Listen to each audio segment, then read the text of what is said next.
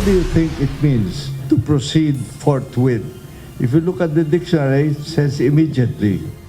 Sa lalong madaling panahon, ito ang interpretasyon ni Attorney Christian Monsod, isa sa mga bumalangkas o framers ng 1987 Constitution at dating chairman ng Commission on Elections sa salitang forthwith na nasa Article 11 ng Saligang Batas.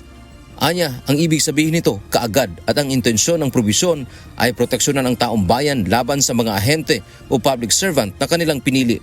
Kaya para sa kanya, dapat mag-convene kaagad ang Senado bilang impeachment court upang litisin ang impeachment case ni Vice President Sara Duterte.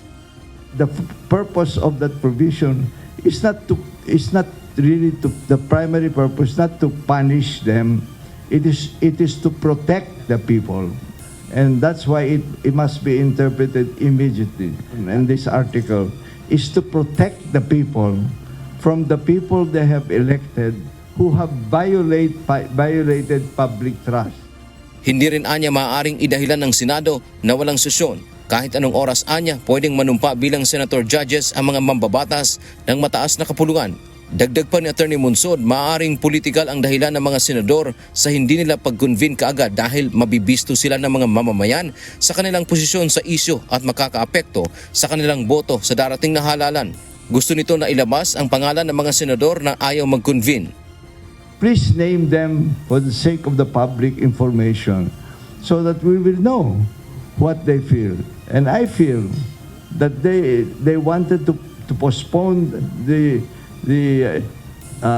trial because they're afraid that their true self would be revealed in the deliberations of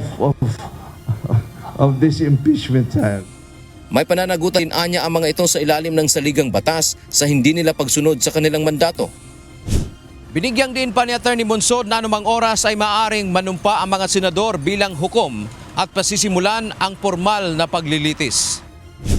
There is no excuse that after 4 or 5 weeks they still have not come out with the rules. They're deliberately postponing the trial on the request of senators. That's why I want to ask, who are these senators? And the people should know. Wala pang reaksyon dito ang Senado.